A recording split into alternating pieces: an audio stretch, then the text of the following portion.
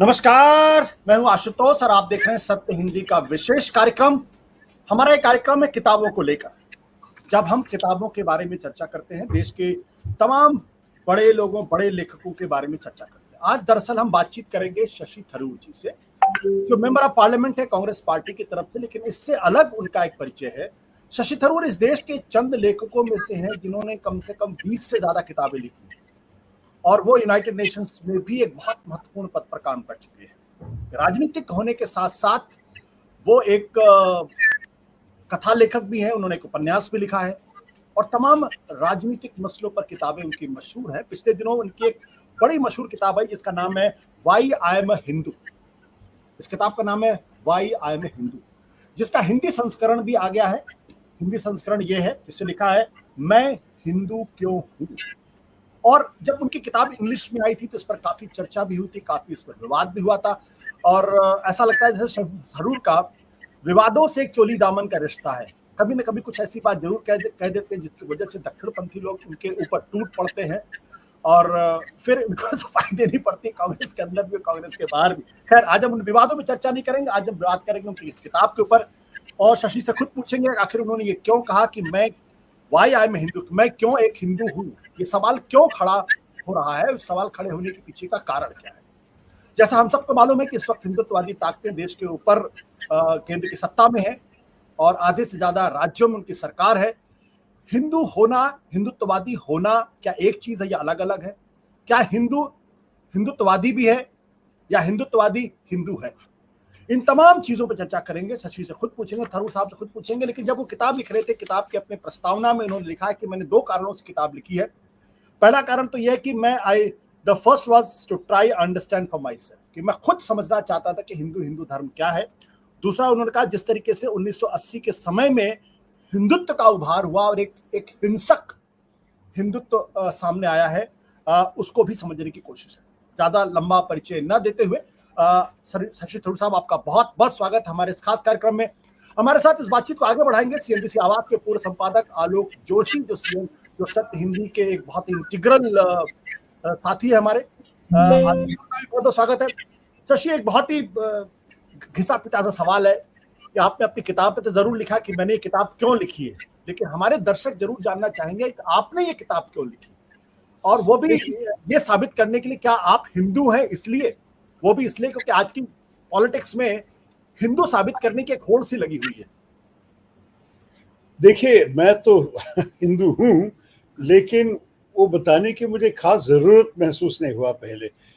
मैं तो कई साल से किताब लिख रहा हूं दूसरे विषय पे, लेकिन अपने धर्म के बारे में लिखने की कोई जरूरत नहीं लगा। और मुझे भी ये सोचा कि ये तो किसी पब्लिक की तो इंटरेस्ट नहीं है। मतलब हमारे जो धर्म है ये तो मेरे और भगवान के बीच में है, ये तो पब्लिक के साथ चर्चा करने की क्या जरूरत है। लेकिन 2014 के बाद हमारे देश की राजनीति में ये बदल गया, क्योंकि सरकार और उनके सहमति लोग जो है कहने लगा कि असली हिंदू क्या है, असली हिंदू को क्या क्या विश्वास होना चाहिए।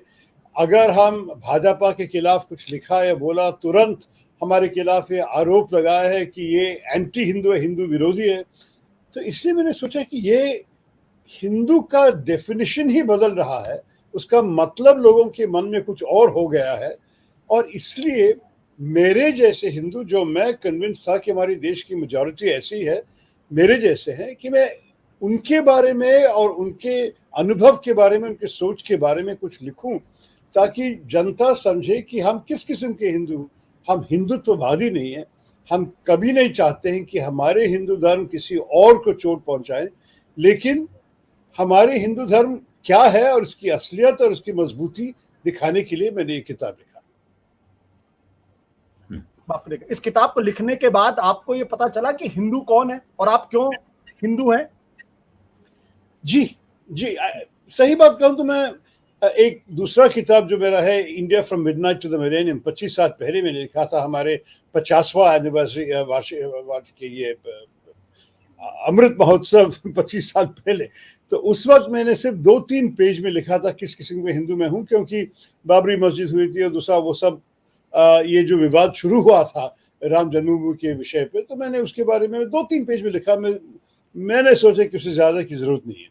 लेकिन 2017-18 में जब मैं ये किताब लिखा, मुझे लगा कि काफ़ी सीरियस डिटेल में लिखने की ज़रूरत है।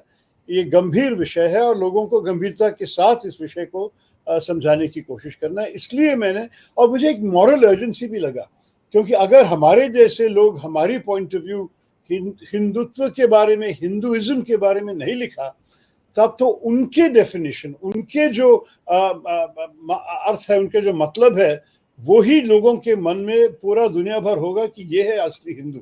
तो मैं दिखाना चाहता था कि ये जो कह रहे हैं ये ठीक नहीं है, there is another kind of Hindu, और हम हैं शायद हमारे इस देश की हिंदुओं की मेजॉरिटी। म्यूट हैं आशुतोष। ये आप क्यों कहते हैं कि एक अलग तरीके का हिंदू तो एक ही है जो सनातन है, जिसके बारे में गांधी जी भी कहते हैं, मैं हिंदू हूं क्योंकि मैं हिंदू परिवार में पैदा हुआ, मैं हिंदू हूं क्योंकि मैं वेद और पुराण को मानता हूं, मैं हिंदू हूं क्योंकि मैं गौ को मानता हूं, मैं हिंदू हूं। तो हिंदू तो एक ही है। ये जो अलग किस्म के लोग आए हैं उनको साबित करने की जरूरत है कि वो हिंदू असली है या असली हिंदू नहीं है।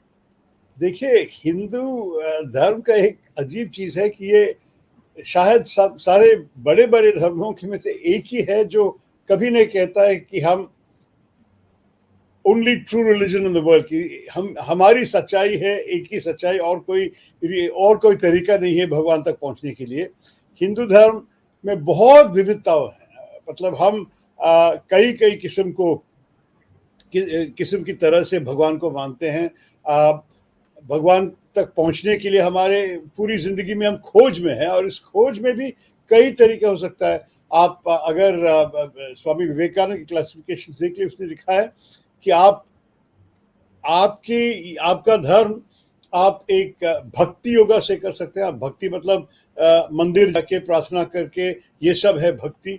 या आप ज्ञान योग से कर सकते हैं, किताब पढ़ के, वेद पढ़ के, उपनिषद पढ़ के, ये सब करके आपके मन में ज्ञान से आप भगवान की खोज कर सकते हैं। या आप कर्म योग कर सकते हैं। आप सेवा करके, जनता की सेवा करके, पूरे देश में जाके गरीबों को, दूसरों को मदद देके, ये भी भगवान तक पहुंचने की एक तरीका है। और अंत में राजयोग भी है, जो आपके अंदर में आप खोज करें, आप तलाश करें कि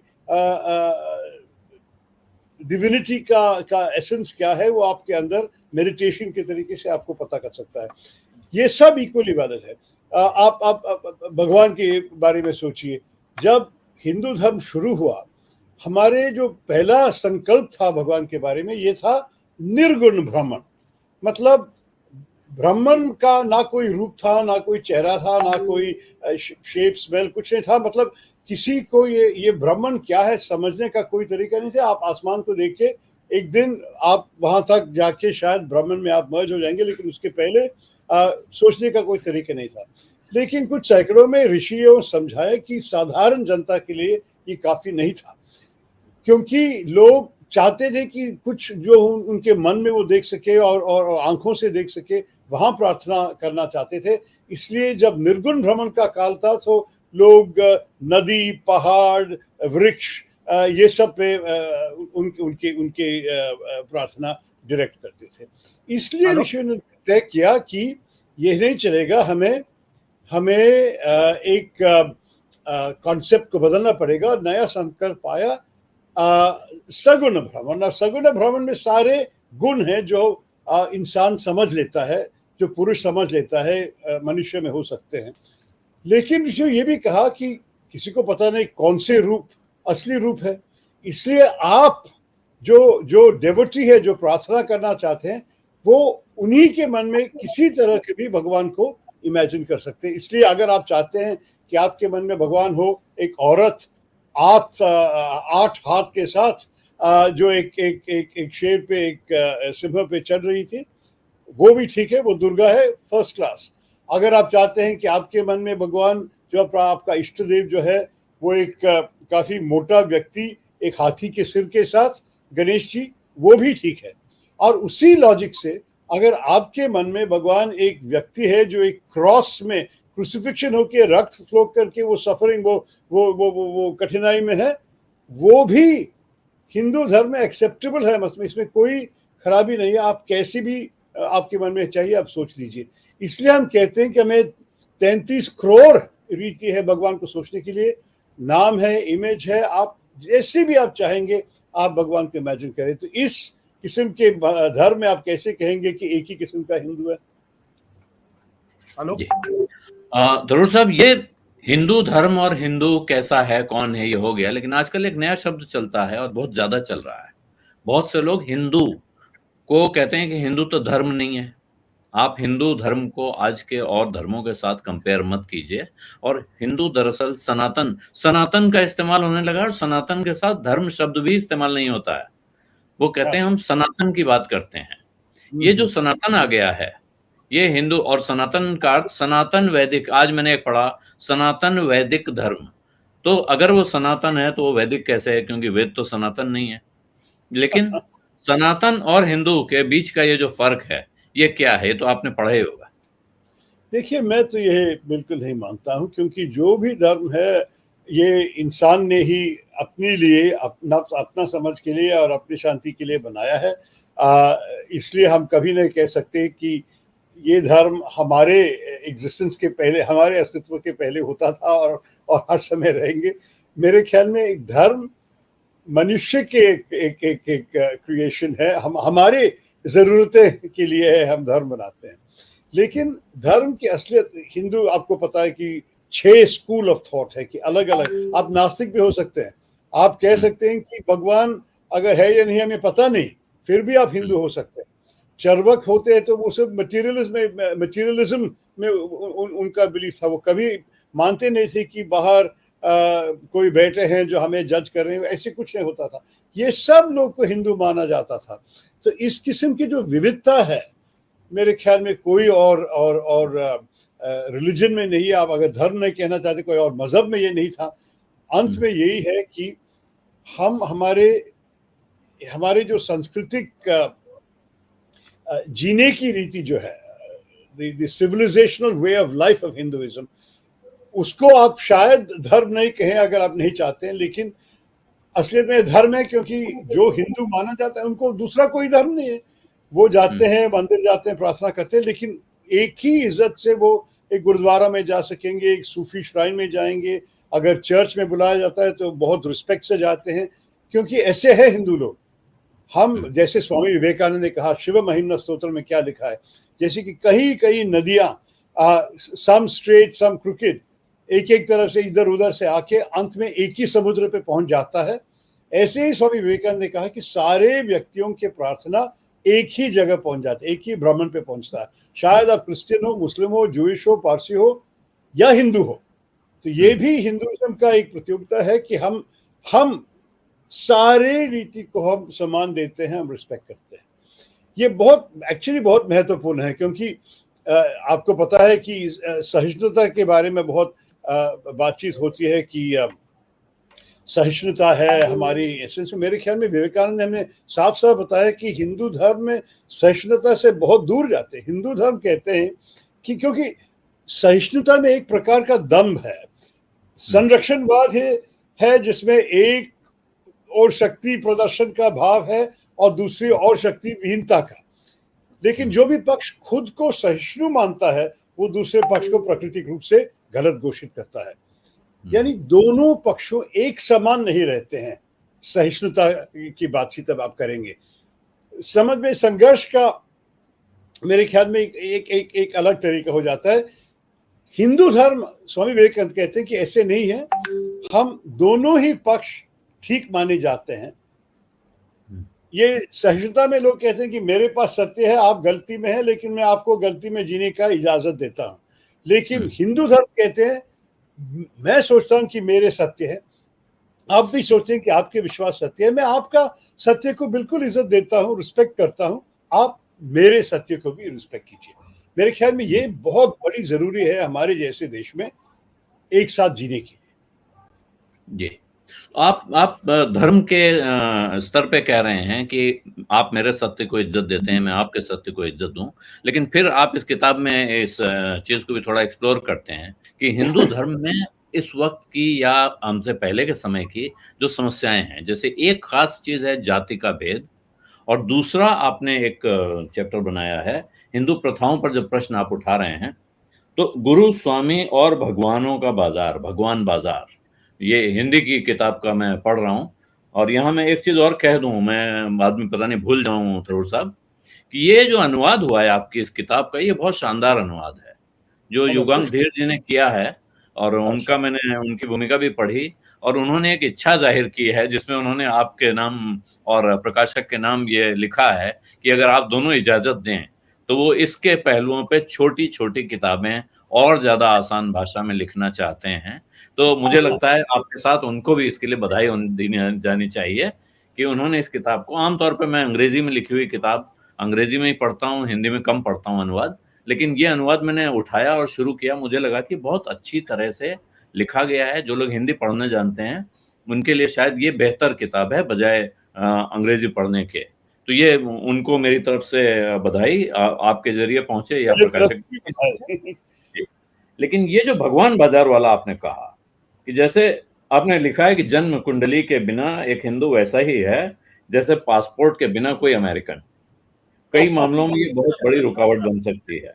ये जो, और यहाँ से फिर आप आके जब बाजार बाबा पे आते हैं, और बाकी बाबाओं के अलावा ज्यादा जो जोर है डेरा सच्चा सौदा के बाबा गुरुमीत राम रहीम इंसान पर आपने काफी जगह ली है।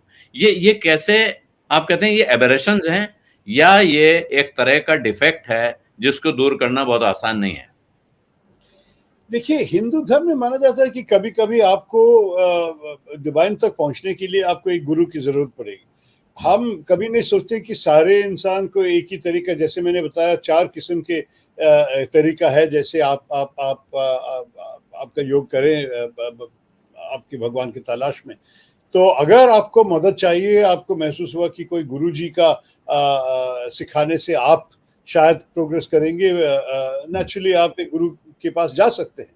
लेकिन कई किस्म के गुरु हैं, मैं इनके बारे में लिखा जिनके बारे में हम सब जानते हैं कि उनका सिस्टम अलग है। मतलब ऐसे भी गुरु हैं जो अच्छी तरह हिंदू धर्म को पढ़ के स्पिरिचुअलिटी के बारे में आपको समझ सकेंगे, सारे रिलीजन के बारे में जान के आपको बताते हैं। लेकिन दूसरे गुरु है जो ऐसी चीजें ज्यादा नहीं समझा, लेकिन आपको कैसे जीना है, उनको किस किस्म की सेवा आपको करना पड़ेगा, ये सब बोलने के लिए ज्यादा तैयार है। और वो लोग मेरे ख्याल में एक सामाजिक स्थापना क्रिएट करने के लिए, बनाने के लिए बैठे हैं। और ये जो डिवाइन की तलाश में जो हम गुरु के पीछे जाने का हमारा धर्म कहते हैं, उस किस्म के ये नहीं है।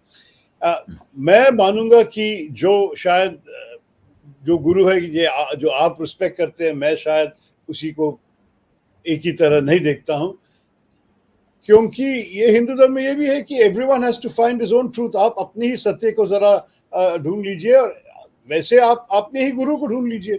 लेकिन फिर भी मैं एक आउटसाइड ऑब्जर्वर के नाते में कह सकता हूं कि इस किस्म के गुरु का ये सिस्टम है और दूसरे किस्म का गुरु का दूसरा सिखाते हैं। मेरे ख्याल में अगर मैं चाहता हूं कि मैं एक चिन्मयानंद को पढ़ लूं, लिख लूं, सुन लूं, और आप चाहते हैं कि आप गुरु राम रहीम इंसान को आप गुरु मान ले, दोनों में कोई अंतर है। आपकी शायद टेस्ट अलग हो, मेरे अलग हो, लेकिन मुझे कहने का हक है कि मेरे ख्याल में आप गलत कर रहे हैं। आप कह रहे हैं गलत कर रहे हैं, लेकिन आपकी किताब के बारे में जब मैंने इसको देखने की कोशिश की तो शुरुआत में तो आपने कहा कि भाई माई हिंदुइज्म, लेकिन फिर आप पॉलिटिकल हिंदुइज्म पे आ जाते हैं, और फिर ऐसा लगता है जैसे कि आपने इस किताब को कहीं ना कहीं ये कोशिश करके लिखी कि जो बीजेपी का हिंदुइज्म या आरएसएस का हिंदुइज्म है, इसको मुझे एक्सपोज करना है। और आपने बहुत डिटेल में जाके दीनदयाल उपाध्याय को कोट किया है, और आप इस निष्कर्ष पर पहुंचे हैं कि दरअसल वो संविधान को ही पूरी तरीके से बदल देना चाहते हैं, और उस संविधान जो बनेगा उसमें मुसलमानों के लिए जगह नहीं होगी। अगर मैं अंग्रेजी का एक जगह कोट करूं जहां आपने दीनदयाल उपाध्याय को कोट किया है, The way to eliminate these sand particles was to purify or nationalize Muslims, to make Muslims proper Indians. ये जो निष्कर्ष है दीनदयाल उपाध्याय पहुंचते हैं, क्या ये आज का जो हिंदुत्व है, ये जो वाकई में सनातन हिंदू है या हिंदू है, उसको पूरी तरीके से हाईजैक करने की कोशिश कर रहे हैं, और जो हिंदू अभी तक मुसलमानों को या अल्पसंख्यकों को साथ लेके चलता रहा, कभी कन्फ्रंटेशन नहीं हुआ, अब उसको पूरी तरीके से एलिमिनेट करने के बारे में सोच रहा है? देखिए, मुझे लग रहा है कि जिस किस्म की अंडरस्टैंडिंग है ये हिंदुत्व आइडियोलॉग्स के, और मैं सिर्फ दीनदयाल उपाध्याय के मैं ज़्यादा पेज देता हूँ किताब में, लेकिन उसके पहले मैं सावरकर और गोलवालकर को भी मैंने कोट किया है, क्योंकि वो हिंदुत्व आइडियोलॉजी का एक इतिहास है, 100 साल से भी चल रहा है। लेकिन इन तीनों मेरे ख्याल में जो स्थापित किया है ये है आज का हिंदुत्व आइडियोलॉजी, और इसी अंडरस्टैंडिंग पे हमारे राजनीतिक चर्चे सारे चल रहे हैं। मतलब क्या अंडरस्टैंडिंग है? ये लोग कहते हैं कि हमारे संविधान में क्या कहते हैं कि इस देश में जो भी आए हैं, सारे कॉन्ट्रीब्यूशंस के हमारे देश में, सबको एक ही हक है इस देश में, और वैसे भी संविधान में सारे नागरिक को एक ही माना जाता है। आपका धर्म के जो भी हो, आपकी भाषा जो भी हो, आप कहाँ भी पैदा हुए, ये सब प्रश्न नहीं है। अब अगर भारतीय है तो आपको बिल्कुल एक ही अधिकार है, एक ही हक है इस देश में। तो ये है संविधान। लेकिन उसी समय ही हिंदुत्ववादियों ने कहा कि ये संविधान ठीक नहीं है, ये एक अंग्रेजी कॉन्सेप्ट है, ये एक हिंदू देश है, इस देश में सिर्फ हिंदू इस मकान के लीगल रेजिडेंस है, बाकी जो है सावरकर ने क्लियरली कहा अगर ये इस देश आपकी मातृभूमि, आपकी पितृभूमि, आपका पुण्य भूमि हो तो आप इस देश में रह सकते हैं। लेकिन दूसरे जो है जिनका पुण्य भूमि कहीं और बाहर है, वो या अतिथि है, जैसे कि पारसी जू को अतिथि माना जाता था, या वो डाकू है जो हमारे घर में घुस के आए हैं, और अगर हमें उनको यहाँ से नहीं हटा दिया तो उसको यहाँ रहना है हमारे टर्म्स और कंडीशंस में। तो ये किस्म के लॉजिक है उनके मन में कि ये हमारा देश है और ये लोग यहाँ घुस के हैं। ये तो कंप्लीटली फंडामेंटली डिफरेंट कॉन्सेप्ट है। तो ये पॉलिटिकल राजनीतिक संकल्प आप देख लेंगे तो इन दोनों में मेरे ख्याल में कोई कॉमनैलिटी नहीं है। या आप संविधान में आप विश्वास कीजिए ताकि सबका एक ही हक है, या आप हिंदुत्व में विश्वास कीजिए कि जो कहते हैं कि एक समुदाय जो है उनको या दो समुदाय, मुस्लिम्स और क्रिश्चियंस आजकल, उनको इसमें कोई हक नहीं है, उनको बदलना पड़ेगा। एक मुसलमान को एक हिंदू मोहम्मदन बनाना पड़ेगा उपाध्याय के शब्दों में, या एक क्रिश्चियन, ठीक है उनका प्रार्थना कहीं होगा, लेकिन यहाँ उनका हीरो सब हीरो होना चाहिए, जो इतिहास पढ़ता हुआ हिंदू इतिहास पढ़ना चाहिए, हमारे कल्चर को समझना चाहिए, तब तो इस देश में रह सकता है। मेरे ख्याल में ये असली हिंदुत्व नहीं हो सकता, क्योंकि जो हिंदू जैसे स्वामी विवेकानंद ने हमें सिखाया, जो आदि शंकर ने हमें सिखाया, जो सारे हमारे टेक्स्ट कहते हैं कि आपको ये विविधताओं को सम्मान देना चाहिए, विविधताओं में ही जीना चाहिए। हर इंसान को हक है कि अलग अलग किस्म के हीरोज हो जाए, देवता हो जाए, इष्ट देव भी हो जाए, गुरुओं भी हो जाए। अगर सब में आपको हिंदू धर्म देते हैं कि आप सब अलग अलग कर सकते हैं, तो ये कैसे हो सकता कि एक ही तरीका एक्सेप्टेबल होगा, कि एक ही इंटरप्रिटेशन वैलिड है? मेरे ख्याल में ये तो बिल्कुल ठीक नहीं है। इसलिए मैंने इसके बारे में लिख के ये एक डिस्टिंक्शन मैं लिखने का कोशिश किया। थरूर साहब, ये जो जिस निष्कर्ष पर दीनदयाल उपाध्याय पहुंचते हैं, और जिसका मतलब ये कि दरअसल constitution condemned Hindus to slavery, कि भले ही हम स्वतंत्र राष्ट्र हो गए हैं, लेकिन ये जो संविधान है, the nation can remain in slavery, ये जो निष्कर्ष है, ये कारण है कि आप बार बार कभी सुनने की में आता है कि नहीं, हिंदुस्तान के संविधान को बदलने की कोशिश की जाएगी, क्योंकि उनको लगता है कि ये जो संविधान है इसमें जो इंडियननेस है या जो हिंदूनेस है उनके हिसाब से उसका रिफ्लेक्शन नहीं है। ये अंग्रेजी पढ़े लिखे लोग, ब्रिटेन में पढ़े लिखे लोग आए हिंदुस्तान में, उन लोगों ने एक नकल की और उसको ड्राफ्ट करके कह दिया कॉन्स्टिट्यूशन है, इसमें दरअसल भारत की आत्मा ही नहीं है या हिंदू की आत्मा ही नहीं है। इसलिए आप ज्यादा तिलमिलाते हैं जब आप आरएसएस की बात करते हैं, या फिर आप दीनदयाल उपाध्याय की बात करते हैं, या गोलवलकर की बात करते हैं। देखिए, यही है हमारे बीच में तो बड़ा अंतर, क्योंकि वो लोग यही कहते हैं जैसे आपने कहा, और मैं कहता हूं कि ये ठीक नहीं है कि जो संविधान कहते हैं। ठीक है, अंग्रेजी में सोच आए, क्या हमारे देश में कोई कोई जो आरएसएस वो पंतलून पहनते हैं वो कहाँ से आए, विदेश तो आया, हमारे देश में ऐसे कोई नहीं बनाते। तो हमारे ऐसे कोई समाज नहीं है दुनिया में जिसपे दूसरे इन्फ्लुएंसेस नहीं हो। तो अगर ये लोकतंत्रता के कुछ आइडियाज हमारे संविधान के लिखने वालों के मन में आए, मैं इसमें तो कोई बुराई नहीं देख रहा। वो लोग कहते हैं कि हाँ अंग्रेजी पढ़े लिखे लोग, अंग्रेजी में लिखा है ये तो बाहर से आए हैं, हमारे तो अलग होना चाहिए। मैं मानता हूँ ये ठीक नहीं है। जैसे आपकी कमीज और पंतलून विदेश से भी आया था, और मैं अभी कुर्ता पहन के आपसे कहता हूँ कि मैं चाहता हूँ कि कुछ आइडियाज मैं विदेश से लेता हूँ। मैं ब्रिटिश साम्राज्य के खिलाफ कितने लिखा है। एक्चुअली वाया में हिंदू के पहले वाला किताब था अंधकार काल, जिसमें मैंने बिल्कुल ये सब रिजेक्ट किए। मैं भी मान लेता हूँ कि हमारे संस्कृति के बारे में ज़्यादा ज्ञान होना चाहिए हमारे स्कूल्स में। मैं चाहता हूँ कि हम जाने कि हमारे कल्चर में क्या क्या हुआ है। अभी मुझे कोई शक नहीं है कि बहुत सारी चीज़ें हैं जो ब्रिटिश ने सप्रेस किया, जो शायद हम स्वतंत्रता के बाद भी हम शायद उसको ठीक तरह नहीं दिखाया और समझाया हमारे लोगों को, और ये सब बदलने चाहिए। लेकिन मैं तो इसी सिस्टम में बढ़ के मैं ये कह रहा हूँ, लेकिन मैं कभी मानेगा नहीं कि सिर्फ एक हिंदू संस्कृति है हमारा, कि कोई दूसरा इन्फ्लुएंस नहीं था। क्योंकि आपको पता है कि 2000 साल में कितने किस्म के इन्फ्लुएंस हमारे देश में आए हैं। मेरे ख्याल में ये सब हम स्वीकार करना चाहिए था, और अब स्वीकार किए। हमारे संस्कृति में तो सब कुछ है। क्या आजकल आप अगर देखते हैं हमारे देश में कोई फॉर्मल फंक्शन में लोग कपड़े पहन के आए तो क्या पहनते हैं? एक शेरवानी या शेरवानी स्टाइल जैकेट, जो पहले कभी नहीं होता था। ये मुसलमानों ने लिया है हमारे देश में। या हमारे म्यूजिक जो है उसमें तो कितने सारे इस्लामिक इन्फ्लुएंस, हमारे आर्किटेक्चर, हमारे पेंटिंग, मतलब सब कुछ में इन्फ्लुएंसेस है, सब मिले झुले हैं। और ये है हमारे देश के एक बहुत, मेरे ख्याल में बहुत स्पेशल चीज़ है। मैं तो उसको सेलिब्रेट करता हूँ। मुझे एक महोत्सव है कि ये सब एक साथ मिलके हम करें। मैं देखता हूँ कि उनके तरीके, मतलब ये सिर्फ हिंदू देश, सिर्फ हिंदू तरीका, कि सिर्फ हिंदू एसेंस होना चाहिए, ये किस्म का कॉन्सेप्ट सिर्फ असंवैधानिक नहीं है, वो तो बिल्कुल संविधान के खिलाफ है, लेकिन ये मेरे ख्याल में हमारे संस्कृति के भी खिलाफ है।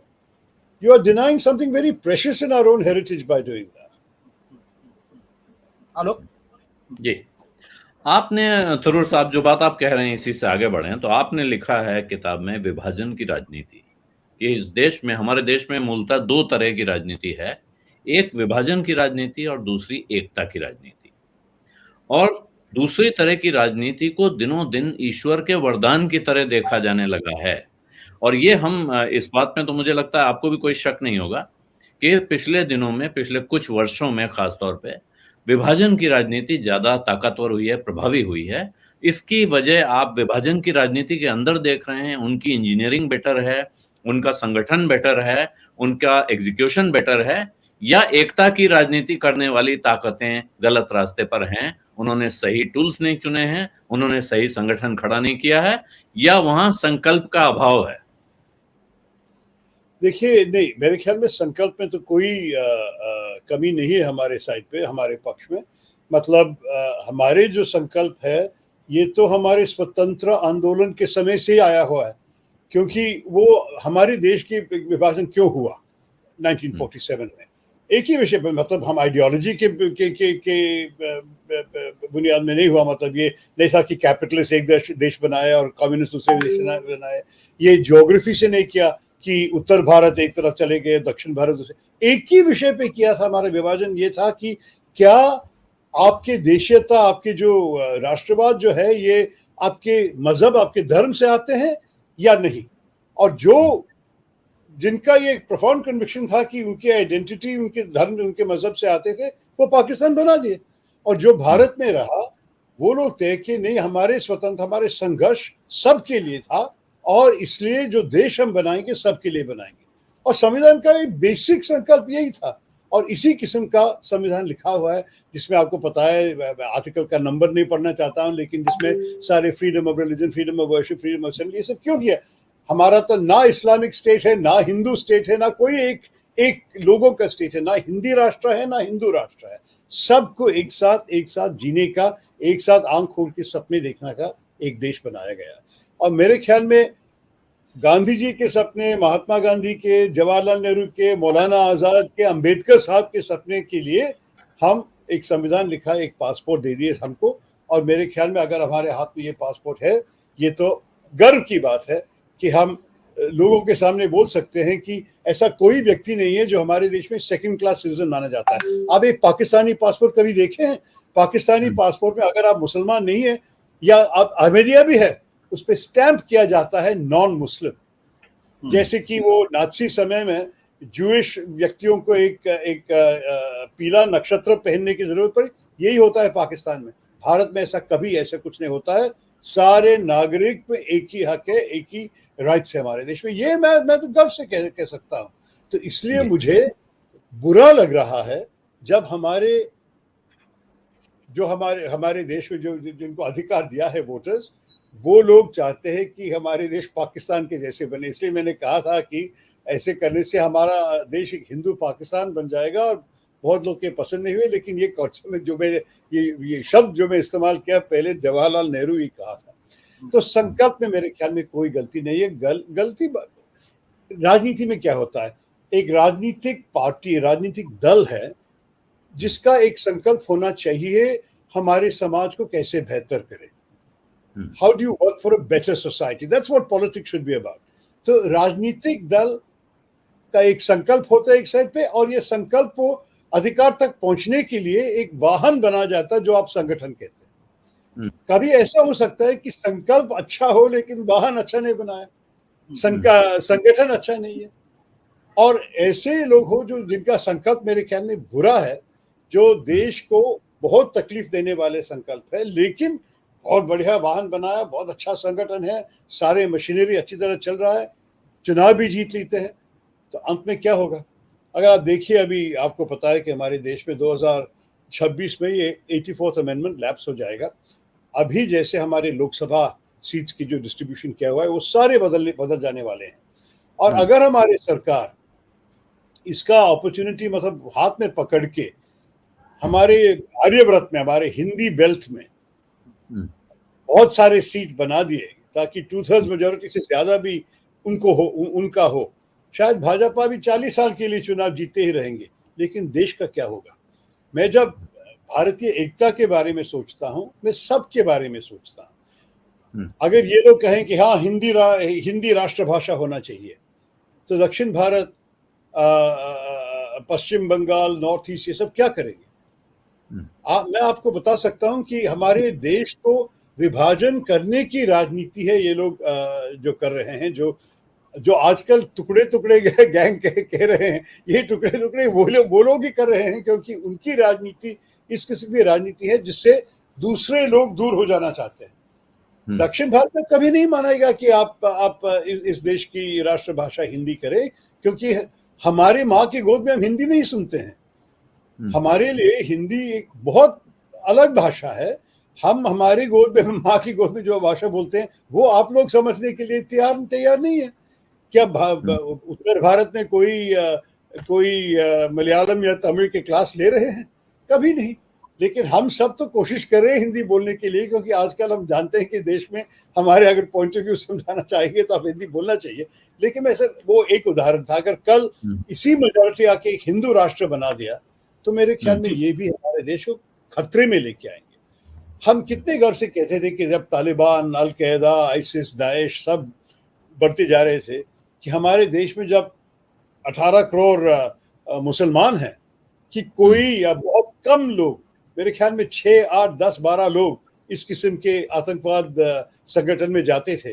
ये तो गर्व की बात थी, क्योंकि वो उनको लगा था कि ये भारत हमारे देश है, हमको ये जाके दूसरे लड़ाई करने की कोई जरूरत नहीं है।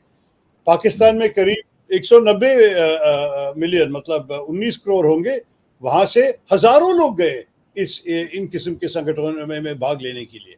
तो ये है हमारा बड़ा फर्क। हम क्या पाकिस्तान के जैसे बनना चाहते हैं? मेरे ख्याल में ये सब बहुत बहुत खतरनाक सोच है, और इसके लिए हमको सब रहना है। इसलिए मैंने ये किताब लिखा कि मैं हिंदुओं को से कहना चाहता हूँ, एक अच्छा हिंदू को इस किस्म की हिंदुत्व मानने की कोई जरूरत नहीं। थरूर साहब, आपकी हिंदी सुन के तो मैं पूरी तरीके से आश्चर्यचकित हूँ, क्योंकि इतनी देर से मैं आपको सुन रहा हूँ, 34 मिनट से ज्यादा हो गए हैं, और शायद ही आपने अंग्रेजी का कोई शब्द इस्तेमाल किया हो। जबकि हम लोग जो यूपी में पले बड़े हैं, दिल्ली में रहे लंबे समय तक, हम लोग भी जब बोलते हैं तो कहीं अंग्रेजी के शब्द आ जाते हैं। मतलब इतनी खूबसूरत हिंदी आप बोल रहे हैं कि बड़ा मजा आया आपसे बात करने के बाद। लेकिन एक सवाल मेरे मन में अभी भी है कि जिस देश में गांधी ने जन्म लिया, जिस देश में गांधी गर्व से अपने को हिंदू कहते थे, जहां पंडित जवाहरलाल नेहरू ने इतनी जबरदस्त किताब लिखी, भारत एक खोज जैसी किताब उन्होंने लिखी है, महात्मा गांधी और नेहरू का हिंदू आज क्यों एक तरीके से कहे तो पीछे दिखाई पड़ रहा है? वो एक तरीके से जिसे अंग्रेजी में कहते हैं उसको रिडिक्यूल किया जा रहा है। तो क्या गांधी नेहरू की जो विरासत है वो खत्म होती जा रही है, या गांधी नेहरू के जो विचार थे हिंदू धर्म को लेके, या इस देश को लेके, इस देश के राष्ट्र को लेके, आजादी को लेके, क्या वो कमजोर थे कि आज ऐसी ताकतें आगे बढ़ी हैं जो जिनसे देश को खतरा नजर आ रहा?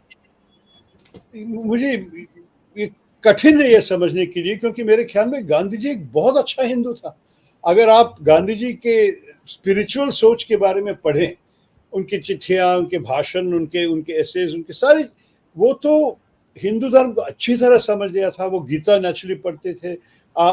सही बात है कि उनकी हिंदू धर्म में जैन और बुद्धिस्ट इन्फ्लुएंस भी काफी थे, लेकिन ये तो टिपिकल है, क्योंकि हमारे देश में अगर आप सावरकर का कॉन्सेप्ट ले ले कि आपका मातृभूमि, पितृभूमि और पुण्यभूमि जो हो, नेचुरली जैन और बुद्धिस्ट भी हिंदू जैसे हैं।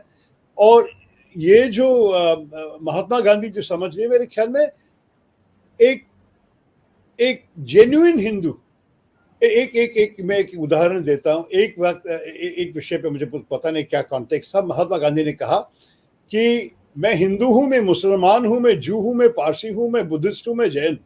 और जिन्होंने जवाब दिया सिर्फ एक हिंदू ऐसे कह सकता है, लेकिन किस किस्म के हिंदू?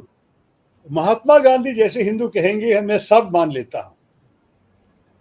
हमारे आजकल के जो हिंदुत्ववादियां हैं वो कहते नहीं, कभी मैं हिंदू हूं, मैं कभी मुसलमान, जैन, दूसरा कुछ कभी स्वीकार नहीं करूंगा।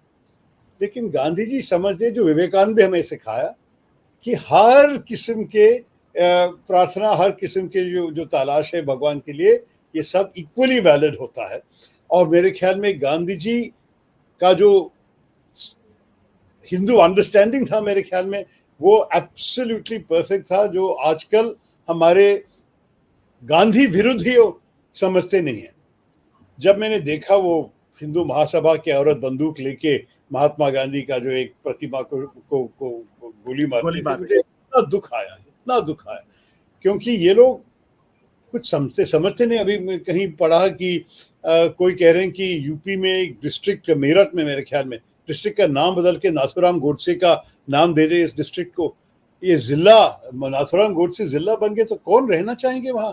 जो एक कातिल है, जो हमारे राष्ट्रपिता का मर्डर कर दिया, असैसिनेशन कर दिया, ये कैसे मानेंगे? लेकिन हमारे देश में इस किस्म के सोच को अभी बहुत ज्यादा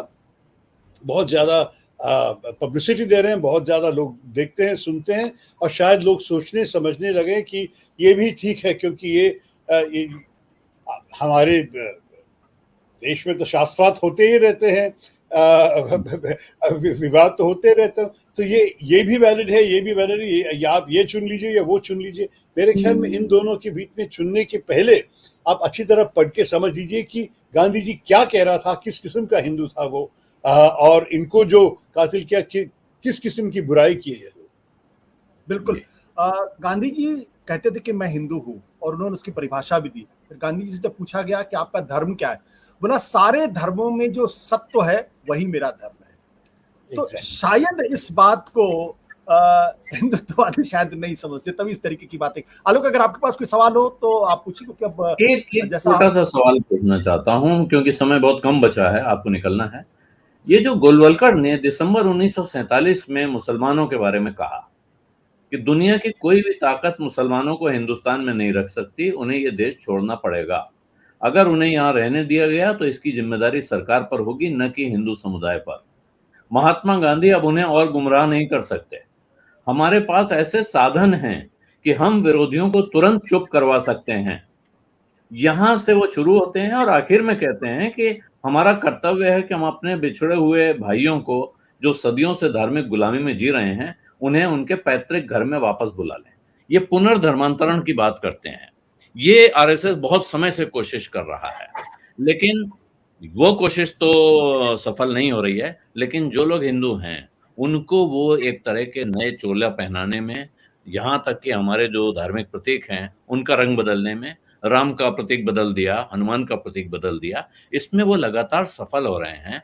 इसका क्या काट आप लोगों को दिखाई पड़ रहा है आपके पास? आप कैसे इससे मुकाबला कर रहे हैं? देखिए, आरएसएस की तरफ से भी एक बदलाव हुआ, क्योंकि उसने क्या किया कि 2019 में एक नया एडिशन निकाला गोल्डवाकर के भाषण, किताब, लेख सब, और उनमें से काफी चीजें सेंसर करके निकाल दिया है। मेरे ख्याल में जो आपने पढ़ा वो गया है कि मुसलमानों के देश से जाना पड़ेगा, जहां लिखा था कि हिटलर से हमें समझाना, हिटलर ने जो जूस के खिलाफ किया, ये तो हम ये समझ के हम मुसलमानों के खिलाफ करना चाहिए, वो भी निकाल दिया है।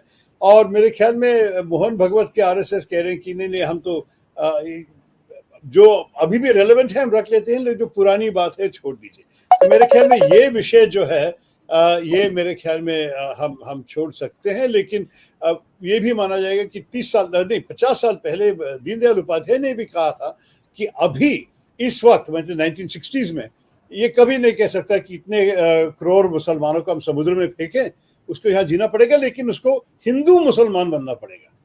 तो ये था उनका मतलब। वो गोलवालकर से जरा सा एक ट्रांसफॉर्मेशन हो गया उपाध्याय साहब की तरफ से, और अभी उपाध्याय साहब से मोहन भगवत की तरफ से, मेरे ख्याल में मोहन भगवत जी मुसलमानों के बारे में 2 बहुत बड़ा भाषण दे दिए हैं, जिसमें वो कहते हैं कि जो हिंदू कहते हैं कि मुसलमान इस देश में नहीं रह सकते, वो असली हिंदू नहीं है। तो आरएसएस का भी की भी बात में अभी एक चेंज आ गया। मेरे ख्याल में ये अच्छा है, मैं स्वीकार किया, क्योंकि मैं भी चाहता हूं कि अगर इन लोग समझे कि हमारे देश में इस किस्म की बातें जो पहले गोलवालकर साहब कह रहे थे, ये सब हमारे देश की विभाजन ही करेगा, हमारे देश को खतरे में ले आएगा, हमारे देश के अंतर बहुत बड़े प्रॉब्लम्स हो जाएंगे, समस्या हो जाएंगे, अगर इस किस्म की बातचीत जो अधिकार में है वो लोग कहने लगा। जब गोलवालकर ने कहा तो किसी को कोई डर नहीं था, क्योंकि उस किस्म की सोच के लिए 2-3% वोट मिलते थे। आपको याद है, भारतीय जनसंघ को ज्यादा बहुत समर्थन नहीं मिल रहा था चुनाव में, और कांग्रेस का इतना सख्त मेजोरिटी थी पार्लियामेंट में कि कोई इसके बारे में ज्यादा सीरियस ही नहीं लगा। लेकिन आजकल अगर गोलवालकर मानने वाले हमारे सरकार में बैठे हैं और आरएसएस में इस किस्म की बात करें, तो नेचुरली अगर मुसलमान हो तो बहुत डर जाएंगे। तो मैं अच्छी बात है कि मोहन भगवत अपनी बातें और आरएसएस की बातें जरा सा बदल लिए हैं। मेरे ख्याल में ये तो हम सब बिल्कुल स्वीकार करनी चाहिए, हम इनकरेज करना चाहिए, लेकिन उससे भी दूर जाना चाहिए कि आप क्यों नहीं मानते हैं जो विवेकानंद ने कहा कि उनको उनके तरीके से रहने दीजिए। अगर वो आपको रिस्पेक्ट देते हैं और आपके खिलाफ कुछ नहीं करते, तो आप उनको उनके खिलाफ किस्म रहने दीजिए। यही होना चाहिए कोई एग्जिस्टेंस हमारे समाज के अंदर। तो मेरे ख्याल में यही होगा मेरा संदेश। मेरे ख्याल में जो गोलवालकर साहब ने कहा आजकल, उसके तो मेरे ख्याल में हमारे सोसाइटी में कोई जगह नहीं है, और ना आरएसएस लोग भी आजकल कहेंगे कि ये है हमारे विश्वास। ठीक है थरूर साहब, बहुत बहुत शुक्रिया हमसे बातचीत करने के लिए। और अंत में अपने दर्शकों से कहूंगा कि थरूर साहब की किताब अब हिंदी में उपलब्ध है वाणी प्रकाशन की तरफ से, और इस किताब का दाम है 799 रुपए। और जो अंग्रेजी में पढ़ना चाहें उनके लिए ये किताब है, जिसका नाम है why I am a Hindu. अगर आप आज के पेपर बैग में 399 में है आशुतोष, पेपर बैग 399। आपके पास हार्ड बाउंड है? मेरे पास हार्ड बाउंड है। Thank you so much Tharoor साहब, बहुत शुक्रिया। धन्यवाद आलोक जी, आशुतोष जी, थैंक यू।